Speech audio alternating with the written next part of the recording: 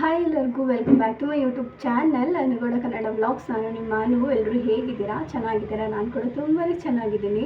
ಇವತ್ತು ಕಿಚನಿಂದ ವ್ಲಾಗ್ನ ಸ್ಟಾರ್ಟ್ ಮಾಡ್ತಾ ಇದ್ದೀನಿ. ಏನಪ್ಪ ಕಿಚನಿಂದ ವ್ಲಾಗ್ ಸ್ಟಾರ್ಟ್ ಮಾಡ್ತಾಯಿದ್ರೆ ಅಂತ ಅಂದ್ಕೋಬೇಡಿ, ಯಾಕಂದರೆ ಸ್ವಲ್ಪ ಹೊರಗಡೆ ಸೌಂಡ್ ಇದೆ, ಹಾಗಾಗಿ ನಾನು ಕಿಚನಿಂದ ವ್ಲಾಗ್ನ ಸ್ಟಾರ್ಟ್ ಮಾಡ್ತಾ ಇದ್ದೀನಿ. ಆ್ಯಂಡ್ ಇವಾಗ ವಾಯ್ಸ್ ಚೆನ್ನಾಗಿ ಕೇಳಿಸ್ತಾ ಇದೆ ಅಂತ ಅಂದ್ಕೊತಾ ಇದ್ದೀನಿ. ಯಾಕಂದರೆ ಈಚೆಗಡೆ 2-3 ಸತಿ ವ್ಲಾಗ್ನ ಟ್ರೈ ಮಾಡಿದೆ ಮಾತಾಡೋಕ್ಕೆ, ಅಂದರೆ ತುಂಬ ಸೌಂಡ್ ಕೇಳಿಸ್ತಾ ಇತ್ತು. ಹಾಗಾಗಿ ಕಿಚನಲ್ಲಿ ಮಾಡ್ತಾಯಿದ್ದೀನಿ, ಯಾವುದೇ ರೀತಿಯಾದ ಸೌಂಡ್ ಬರ್ತಾ ಇಲ್ಲ ಅಂತ ಅಂದ್ಕೊಂಡಿದ್ದೀನಿ. ಸೊ ಇವತ್ತಿನ ವ್ಲಾಗ್ನ ಸ್ಟಾರ್ಟ್ ಮಾಡೋಣ. ಇವತ್ತು ಬಂದು ಶನಿವಾರ. ನಿನ್ನೆ ಹೇಳಬೇಕು ಅಂದರೆ ಶುಕ್ರವಾರ ರಾಮನವಮಿ ಇತ್ತು. ಸೊ ಎಲ್ಲರಿಗೂ ರಾಮನವಮಿ ಹಬ್ಬದ ಹಾರ್ದಿಕ ಶುಭಾಶಯಗಳನ್ನ ತಿಳಿಸ್ತಾ ಇದ್ದೀನಿ. ನಿನ್ನೆ ನಾವು ಮಾಡೋದಕ್ಕಾಗಲಿಲ್ಲ, ಸ್ವಲ್ಪ ಕೆಲಸ ಇತ್ತು ಅಂತ ಹೇಳ್ಬಿಟ್ಟು ಹೊರಗಡೆ ಬ್ಯುಸಿ ಆಗಿಬಿಟ್ವಿ. ಇನ್ನು ಅಲ್ಲಿಂದ ಅಲ್ಲೇ ನಮ್ಮ ರಿಲೇಟಿವ್ಸ್ ಒಬ್ಬರು ತುಂಬ ಗ್ರ್ಯಾಂಡಾಗಿ ಮಾಡ್ತಾರೆ ಈ ಹಬ್ಬನ.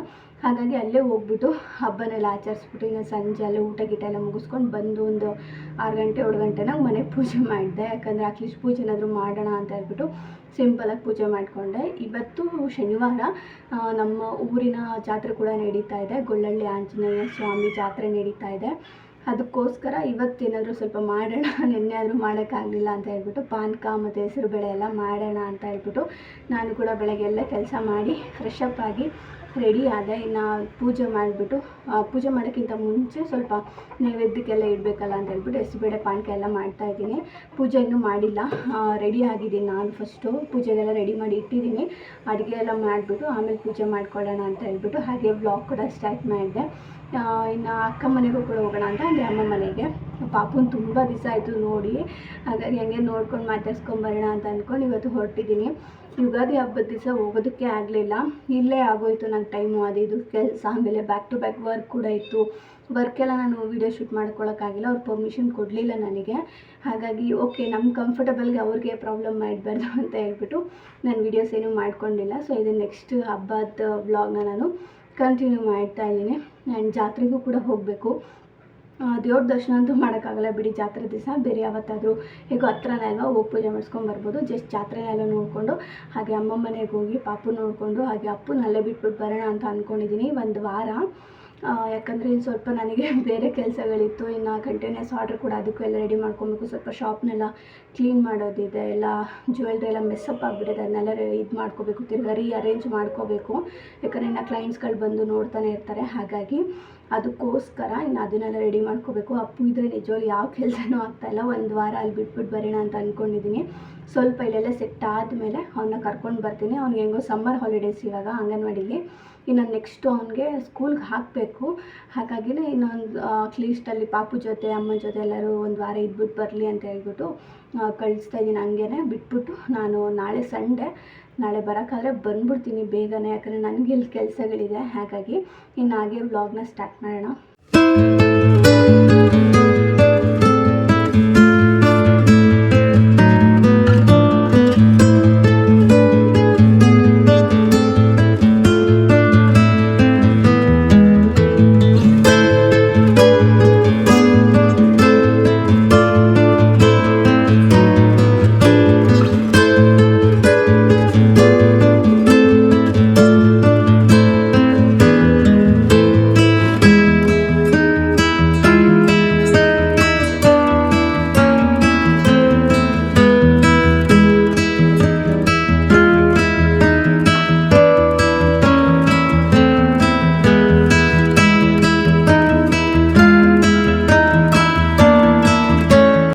ಕ್ವಿಕ್ಕಾಗಿ ಎಲ್ಲನೂ ಮಾಡ್ಕೊಂಡ್ಬಿಟ್ಟೆ, ಯಾಕಂದರೆ ಜಾತ್ರೆ ಕೂಡ ಹೋಗೋದಿತ್ತಲ್ಲ. ಹಾಗಾಗಿ ಇನ್ನು ಬಿಸಿಲು ಆದಮೇಲೆ ಹೋಗೋದಕ್ಕಾಗಲ್ಲ ನಿಜವಾಗ್ಲೂ. ಅದಕ್ಕೋಸ್ಕರನೇ ಪೂಜೆ ಮಾಡಿ ಹೋಗ್ಬಿಡೋಣ ಅಂತೇಳಿ ನೈವೇದ್ಯಕ್ಕೂ ಕೂಡ ಎಲ್ಲ ರೆಡಿ ಮಾಡಿದೆ. ಸಿಂಪಲ್ಲಾಗಿ ಪಾನಕ ಮಾಡಿ ಹೆಸರುಬೇಳೆ ಕೂಡ ಮಾಡಿದೆ. ಹೆಸರುಬೇಳೆಗೆ ಸಿಂಪಲಾಗಿ ಮಾಡ್ಕೊಂಡು ಜಸ್ಟ್ ಸೌತೆಕಾಯಿ ಹೆಸರುಬೇಳೆ ಅಷ್ಟೇ ಉಪ್ಪು ಹಾಕಿ ಮಿಕ್ಸ್ ಮಾಡಿದ್ದೆ ಅಷ್ಟೇ.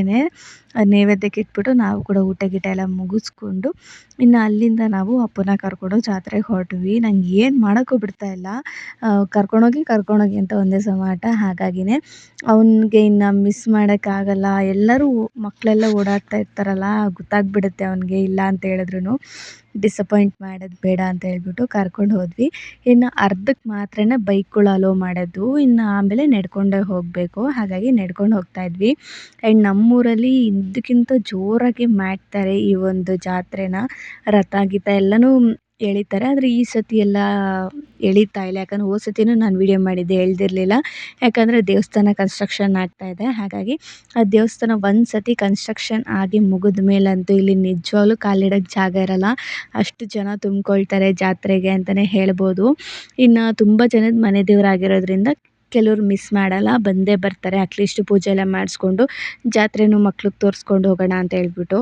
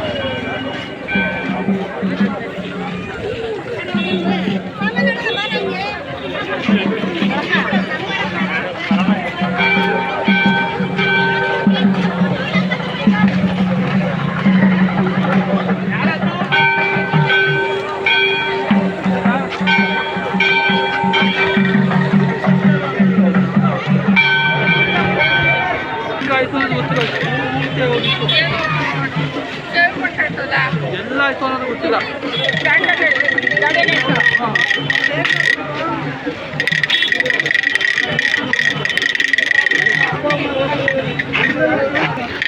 ಎಲ್ಲ ಬಂದಿಲ್ಲ.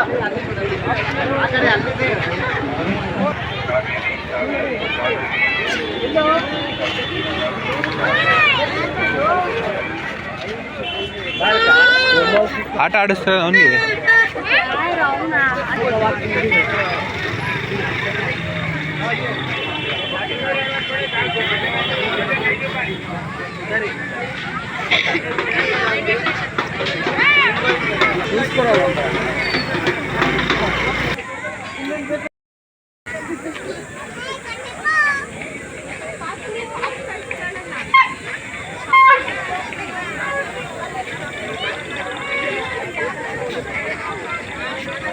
ಬಿಡಲ್ಲ ಕಣ ಅಲ್ಲಿ.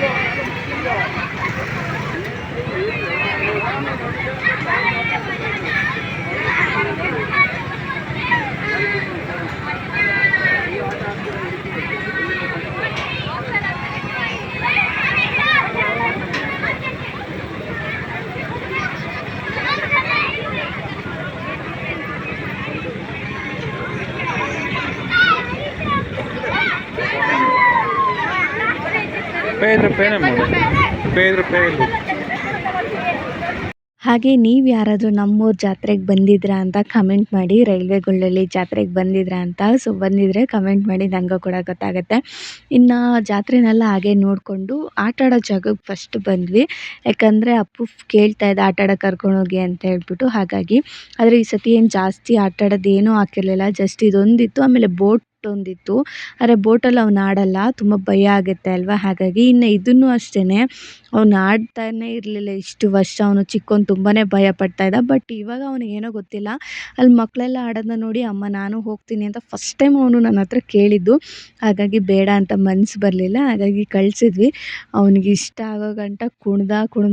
ಆದರೆ ಸಖತ್ತು ಬಿಸಿಲಿತ್ತು.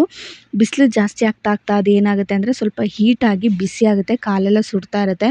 ಹಾಗಾಗಿ ನಾವು ಒಂದು 20-30 ನಿಮಿಷ ಆಡಿಸಿದ್ವಿ ಅಷ್ಟೇ. ಆಮೇಲೆ ಅವನಾಗ ಅವನೇ ಸುಸ್ತಾಯಿತು ಅಂತ ಹೇಳ್ಬಿಟ್ಟು ಇಳ್ದ. ಯಾಕಂದರೆ ಜಾಸ್ತಿ ಬಿಸಿಲಾಗ್ಬಿಟ್ರೆ ಕಾಲೆಲ್ಲ ಸುಡುತ್ತೆ ಅಂತ ಹೇಳ್ಬಿಟ್ಟು. ಇನ್ನು ಅಲ್ಲಿಂದ ಕರ್ಕೊಂಡೋಗಿದ ತಕ್ಷಣ ಟ್ಯಾಕ್ಸ್ ಅಂತೂ ಬೀಳುತ್ತೆ. ನಂಗೆ ಸುಸ್ತಾಗ್ತದೆ ಐಸ್ ಕ್ರೀಮ್ ಕೊಡಿಸಿ ಅಂತ. ಸರಿ ಯಾವಾಗಲೂ ಕೊಡಿಸಲ್ಲ ಅಲ್ವಾ ಅಂತ ಹೇಳ್ಬಿಟ್ಟು ಕೊಡಿಸ್ದೆ. ಇನ್ನು ತಿಂದ್ಕೊಂಡು ಹಾಗೆ ಅವನು ಕೂಡ ಜಾತ್ರೆನ ಎಂಜಾಯ್ ಮಾಡ್ತಾಯಿದ್ದೆ ವೈಬ್ನ. ನಾನು ಸ್ವಲ್ಪ ಕಿಚನ್ ಐಟಮ್ಸ್ನ ನೋಡಿದೆ. ಎಲ್ಲೋದ್ರೂ ಹೆಣ್ಮಕ್ಳದ್ದು ಕಿಚನ್ ಐಟಮ್ಸ್ನ ಹುಡ್ಕೋದು, ಏನಾದರೂ ಯುನೀಕ್ ಆಗಿದೆಯಾ ಅಂತ ನೋಡೋದು ಮಾತ್ರ ಬಿಡಲ್ಲ ಅಲ್ವಾ. ಸೊ ನೀವು ಕೂಡ ಇದೇ ಥರನ ನನ್ನ ಥರನಾ ಅಂತ ಕಮೆಂಟ್ ಮಾಡಿ. ನಾನು ಅಷ್ಟೇ ಜಾತ್ರೆ ಅಂದಿದ ತಕ್ಷಣ ಏನಾದರೂ ಯೂನಿಕಾಗಿ ಇಟ್ಟಿರ್ತಾರಾ, ಏನಾದರೂ ಚೆನ್ನಾಗಿರುತ್ತಾ ಮನೆಗೇನೋ ತಗೊಂಡೋಗೋದಕ್ಕೆ ಅಂತ ಹೇಳ್ಬಿಟ್ಟೆ ಹುಡುಕ್ತಾ ಇರ್ತೀನಿ. ನಮ್ಮ ಮನೆಗೆ ಇಲ್ಲಾಂದರೆ ಕಿಚನ್ಗೆ ಇದಕ್ಕೆ ಹುಡುಕ್ತಾ ಇರ್ತೀನಿ. ಫಸ್ಟು ಮದುವೆಗಿಂತ ಮುಂಚೆ ಯಾವುದು ಸರಗಳು ಹಾಕಿದ್ದಾರೆ, ಯಾವುದು ವಾಲೆಗಳು ಹಾಕಿದ್ದಾರೆ, ಯಾವುದು ಬಟ್ಟೆಗಳು ಹಾಕ್ತಾ ಇದ್ದಾರೆ ಅಂತ ನೋಡ್ತಾ ಇದ್ವಿ. ಇವಾಗ ಕಿಚನ್ಗೆ ಯಾವ್ದು ಚೆನ್ನಾಗಿರುತ್ತೆ, ಮನೆಗೆ ಯಾವ್ದು ಚೆನ್ನಾಗಿರುತ್ತೆ ಅಂತ ನೋಡ್ತೀವಿ. ಒಳ್ಳೇದಾಗಲಿ ಕೊಡ್ರಿ ಅವ ನಮ್ಮ ಮಂತ್ರಿ ಒಂದು 10 ರೂಪಾಯಿ ದಾನ ಧರ್ಮ ಮಾಡೋದು ಒಳ್ಳೇದು ಮಾಡಲಿ ಅಕ್ಕ. ಹೋಗ್ಬೇಡಿ ದೇವಸ್ಥಾನ ಬಂದಿರೋ ದಾನ ಧರ್ಮ ಮಾಡಿ ಭಗವಂತ ನಿಮ್ಮ ಅಕ್ಕ ಬಂದು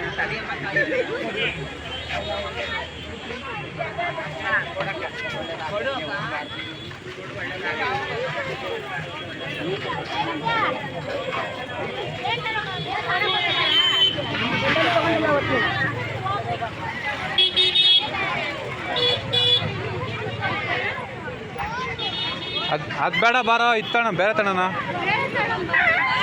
ಪಾಪುಗ ತಗೋಣಮ್ಮ ಹಂಗೆ.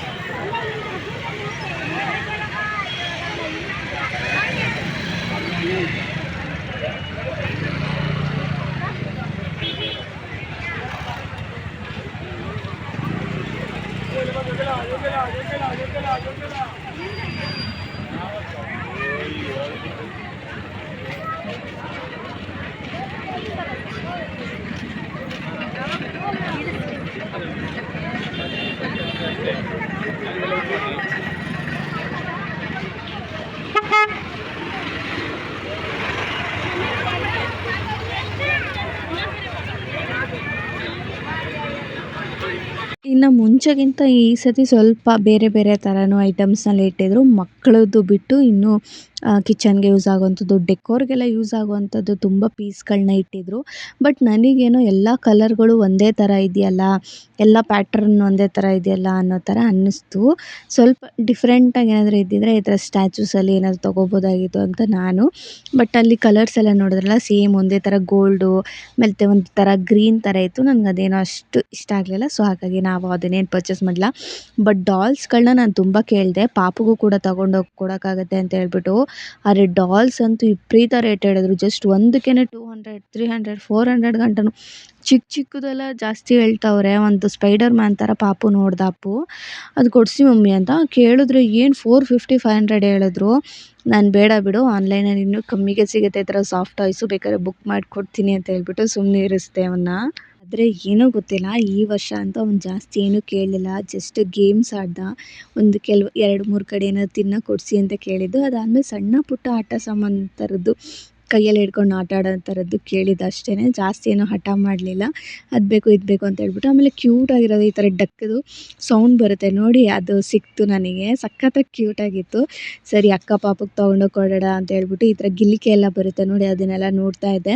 ಆದರೆ ತುಂಬ ಜಾಸ್ತಿ ಪ್ಲಾಸ್ಟಿಕ್ ಥರದಲ್ಲಿ ಅನ್ನಿಸ್ತಾ ಇತ್ತು. ಇದೊಂದು ಪ್ರೈಸ್ ಒಂದಕ್ಕೇ ಜಾಸ್ತಿ ಹೇಳ್ತಾಯಿದ್ರು ಅವರು, 200, 250 ಏನೋ ಹೇಳ್ತಾಯಿದ್ರು. ಆ್ಯಂಡ್ ಇದಕ್ಕೆಲ್ಲ ಏನಕ್ಕೆ ಅಷ್ಟೊಂದು ಪೇ ಮಾಡೋದು, ಬಿದ್ದಿದ ತಕ್ಷಣ ಹೊಡೆದೋಗ್ಬಿಡುತ್ತೆ ಅಂತ ಹೇಳ್ಬಿಟ್ಟು ನಾನು ಅದೇನು ತೊಗೊಳ್ಲಿಲ್ಲ. ಜಸ್ಟ್ ಅದು ಡಕ್ಕದು ಮಾತ್ರ ತೊಗೊಂಡೆ, ಅದು ಇಷ್ಟ ಆಯಿತು, ಅದನ್ನು ತೊಗೊಂಡೆ ಅಷ್ಟೇ. ಇನ್ನು ಫ್ಲವರ್ಸ್ ಎಲ್ಲ ಆರ್ಟಿಫಿಷಿಯಲ್ ಫ್ಲವರ್ಸ್ ಎಲ್ಲ ತುಂಬಾ ಇದ್ವು. ಬಟ್ ಇವಾಗ ಆರ್ಟಿಫಿಷಿಯಲ್ಗಿಂತ ರಿಯಲ್ ಹೂವುಗಳನ್ನ ಬೆಳೆಸ್ಬೇಕು ಅನ್ನೋ ಆಸೆ. ಸೊ ಗಾರ್ಡನ್ ಥರ ಏನಾದರೂ ಮಾಡೋಣ ಅಂತ ಅಂದ್ಕೊಂಡು ನಾನು ಪ್ಲ್ಯಾನ್ ಮಾಡಿದ್ದೀನಿ. ಅದಕ್ಕೆಲ್ಲ ಆಲ್ರೆಡಿ ರೆಡಿ ಮಾಡ್ತಾಯಿದ್ದೀನಿ. ಹಾಗಾಗಿನೇ ನಾನು ಏನೂ ತೊಗೊಂಡಿಲ್ಲ. ಆದರೆ ಟಾಯ್ಸ್ದೆಲ್ಲ ಕೇಳಿದ್ವಿ, ಆದರೆ ತುಂಬ ರೇಟ್ ಹೇಳಿದ್ರು. ಹಾಗಾಗಿ ನಾನು ಆನ್ಲೈನಲ್ಲೇ ತುಂಬ ಕಮ್ಮಿಗೆ ನೋಡಿದ್ದೆ. ಹಾಗಾಗಿ ಆನ್ಲೈನಲ್ಲೇ ಬುಕ್ ಮಾಡಿಕೊಡ್ತೀನಿ ಅಂತ ಹೇಳ್ಬಿಟ್ಟು ಸಮಾಧಾನ ಮಾಡಿದೆ ಫೈನಲಿ ಅವನಿಗೆ. ಆ್ಯಂಡ್ ಇವಾಗೂ ಕೂಡ ತುಂಬ ಊರುಗಳಲ್ಲಿ ಜಾತ್ರೆಗಳು ನಡೀತಾ ಇದೆ. ನೀವೆಲ್ಲ ಯಾರು ಈ ಥರ ಜಾತ್ರೆಗೆ ಹೋಗಿ ಪ್ರತಿಯೊಂದನ್ನು ಈ ಥರ ಎಂಜಾಯ್ ಮಾಡ್ತೀರಾ ಅಂತ ಹೇಳಿ. ಯಾಕಂದರೆ ಜಾತ್ರೆಗೆ ಹೋಗೋದೇ ಒಂಥರ ವರ್ಷಕ್ಕೆ 1 ಸತಿನೋ 2 ಸತಿನೋ ಆ ವೈಬೇ ಬೇರೆ ಥರ ಇರುತ್ತೆ ಅಲ್ವಾ, ಸಖತ್ತಾಗಿರುತ್ತೆ. ಅಲ್ಲೆಲ್ಲ ಓಡಾಡ್ಕೊಂಬರೋದು. ಖರ್ಚು ಅನ್ನೋದಕ್ಕಿಂತ ಅಲ್ಲಿ ಏನೋ ಒಂಥರ ಖುಷಿ. ನಾವು ಯಾವ ವರ್ಷನೂ ಈ ಥರ ನೋಡಲ್ಲ ಅಲ್ವಾ, ಒಂದು ವರ್ಷ ಅಲ್ವಾ, ಒಂದು ವರ್ಷಕ್ಕೆ ಒಂದೇ ಸತಿ ಅಲ್ವಾ ಈ ಥರ ಎಲ್ಲ ನೋಡೋದು. ಹಾಗಾಗಿ ಅಲ್ಲಿ ಖರ್ಚು ಮಾಡಿದ್ರು ಕೂಡ ಗೊತ್ತೇ ಆಗಲ್ಲ ಎಷ್ಟು ಬೇಗ ಖರ್ಚಾಗುತ್ತೆ. 500 ರೂಪಾಯಿ 1000 ಅಂತ ಖರ್ಚಾಗ್ತಾನೆ ಇರುತ್ತೆ. ಹೆಂಗೆ ಖರ್ಚಾಗುತ್ತೆ ಅಂತಲೇ ಹೇಳೋದಕ್ಕಾಗಲ್ಲ, ಹಂಗಿರುತ್ತೆ ವೈಬ್ಸು. ಬಟ್ ಜನ ಇದ್ದಿದ್ರೆ ನಿಜವಾಗ್ಲೂ ನಾವು ಹಿಂಗೆ ನಿಂತ್ಕೊಳ್ಳೋಕ್ಕೂ ಆಗ್ತಿರ್ಲಿಲ್ಲ, ಹಂಗಿರ್ತಾಯಿತ್ತು. ಬಟ್ ಇದು ದೇವಸ್ಥಾನದ್ದೇನಾದರೂ ರೆಡಿ ಆದಮೇಲೆ ಬೇಕಾದರೆ ಖಂಡಿತವಾಗ್ಲೂ ಹಂಗೆ ಆಗುತ್ತೆ. ಇವಾಗ ಒಂಚೂರು ಪರವಾಗಿಲ್ಲ. ಆ್ಯಂಡ್ ಪೊಟ್ಯಾಟೊ ಫ್ರೈ ಅಪ್ಪುಗೆ ತುಂಬಾ ಇಷ್ಟ. ಆ್ಯಂಡ್ ಅವನು ಹಠ ಮಾಡಿ ಕೇಳೋದೇ ಕೆಲವೊಂದೊಂದು ಮಾತ್ರನೇ, ತುಂಬ ಜಾಸ್ತಿ ಕೇಳಲ್ಲ. ಹಾಗಾಗಿ ಅದನ್ನು ಕೊಡಿಸ್ದ್ವಿ. ನಾವು ಕೂಡ ತಿಂದ್ವಿ. ಎಲ್ಲ ಅವನೇ ತಿನ್ನೋಕ್ಕೆ ಬೇಡ ಅಂತ ಹೇಳ್ಬಿಟ್ಟು. ಇನ್ನು ಮನೆಗೆ ಕಳ್ಳೆಪುರಿ ಮತ್ತು ಅಮ್ಮಂಗೆ ಮನೆಗೆ ಹೋಗ್ತಾ ಇದ್ನಲ್ಲ, ಹಾಗೆ ಅವ್ರಿಗೂ ಹಬ್ಬದ ಜಾತ್ರೆದು ಅಂತ ಹೇಳ್ಬಿಟ್ಟು ಕಳ್ಳೆಪುರಿ ತೊಗೊಂಡ್ವಿ. ಸೊ ಹೇಗಿದೆ ನೋಡಿ ನಮ್ಮೂರ ಜನರ ಜಾತ್ರೆ ಹೇಗೆ ನಡೀತಾ ಇದೆ ನೋಡಿ, ಸಖತ್ತಾಗಿತ್ತು ಮಾತ್ರ. ನಾನು ಇನ್ನೂ ಒಂದು ಸ್ವಲ್ಪ ಹೊತ್ತೆಲ್ಲ ಓಡಾಡ್ಬೋದಾಯಿತು, ಬಟ್ ಜಾಸ್ತಿ ಓಡಾಡೋಕ್ಕಾಗಲ್ಲ, ಸಿಕ್ಕಾಪಟ್ಟೆ ಬಿಸಿಲು. ಪಾನಕ ಕುಡಿದು ಅರ್ಧ ಸುಸ್ತಾಗೋಗುತ್ತೆ. ಇನ್ನು ಜಾತ್ರೆ ಎಲ್ಲ ಮುಗಿಸ್ಕೊಂಡು ಇನ್ನು ಸೀದಾ ಅಮ್ಮ ಮನೆಗೆ ಹೊರಟ್ವಿ. ಅಲ್ಲೇನೇನಾಯಿತು ಅಂತ ಹಾಗೆ ನಾನು ವಾಯ್ಸ್ ಏನು ರೆಕಾರ್ಡ್ ಆಗಿತ್ತು ಅದನ್ನೇ ಹಾಕಿದ್ದೀನಿ. ನಿಮ್ಮ ಅಣ್ಣ ಬಂದ ನೋಡು ತಮ್ಮ.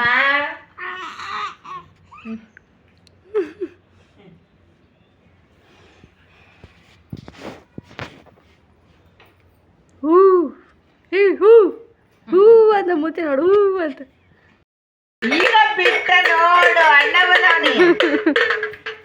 ಅಣ್ಣ ಬಂದವನೇ ಇಲ್ಲಿ ಟಮಟೆ ತಂದವನೇ. ದೂರ ಕಟ್ಟು.